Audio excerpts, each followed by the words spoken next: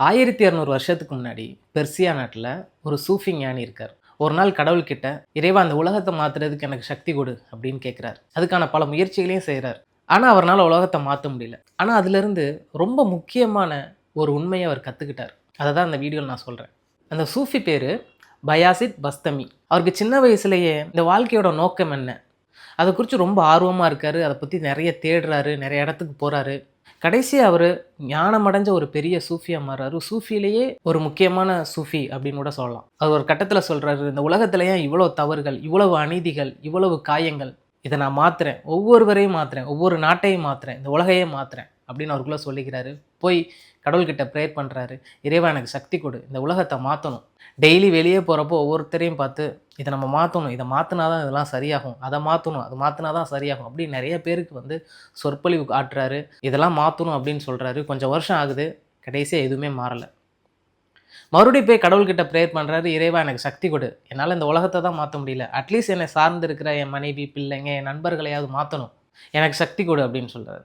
அப்புறம் மனைவி, பிள்ளைகள், நண்பர்கள்கிட்ட உரிமையோடு சொல்கிறாரு, இதை மாற்றுங்க, இதை மாற்றினா தான் அந்த இதெல்லாம் மாறும் அப்படின்னு உரிமையோடு சொல்கிறாரு. கொஞ்சம் வருஷம் ஆகுது, அப்படியும் யாரும் மாறலை.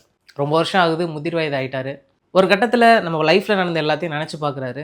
இறைவா நான் சின்ன வயசில் அந்த உலகத்தையே மாற்றணும்னு நான் நினச்சேன், ஆனால் என்னால் எதுவுமே மாற்ற முடியலை. என்னோட மிடில் ஏஜில் அட்லீஸ்ட் என் நண்பர்கள், என் மனைவி, என் பிள்ளைகள், என்னை சுற்றி இருக்கிறவங்களான்னு மாற்ற நினச்சேன், அதுவும் என்னால் மாற்ற முடியல. இப்போ தான் எனக்கு புரியுது, என்னால் இந்த உலகத்தை மாற்ற முடியாது, என்னை சுற்றி இருக்கிறவங்கள மாற்ற முடியாது, என்னால் என்னை மட்டும்தான் மாற்ற முடியும். இறைவா எனக்கு இப்போ சக்தி கொடு, என்ன நான் மாற்றிக்கணும் அப்படின்னு. உண்மையிலேயே இந்த பயாசித் பஸ்தமி மாதிரி தான் நம்ம எல்லாருமே யோசிச்சுக்கிட்டு இருக்கோம். டெய்லியுமே ஏன் அம்மா இப்படி இருக்காங்க, ஏன் நம்ம அப்பா இப்படி இருக்காங்க, ஏன் என் மனைவி இப்படி இருக்கா, ஏன் என் கணவர் இப்படி இருக்கார், ஏன் பிள்ளைகள் இப்படி இருக்காங்க அப்படின்னு, ஏன் அவங்கள மாற்றிக்க மாட்டேங்கிறாங்க அப்படின்னு நம்ம யோசிக்கிறோம். ஆனால் உண்மையிலேயே நம்மளால் யாரையுமே மாற்ற முடியாது. உங்கள் மனைவியும் சரி, உங்கள் பிள்ளைங்களும் சரி, உங்கள் பெற்றோர்களையும் சரி மாற்றிக்க முடியாது. நம்மளால் நம்ம மட்டும்தான் மாற்றிக்க முடியும். ஆனால் உண்மை என்னென்னா, நம்மளை மாற்றிக்க ஸ்டார்ட் பண்ணுறப்போ நம்ம சுற்றி இருக்கிறவங்க மாறுவாங்க. நம்ம சுற்றி இருக்கிறவங்க மாறுறப்போ இந்த உலகமே மாறும். இதுதான் பயாசித் பஸ்தமி 1200 வருஷத்துக்கு முன்னாடி அவர் கற்றுக்கொண்ட ஒரு உண்மை.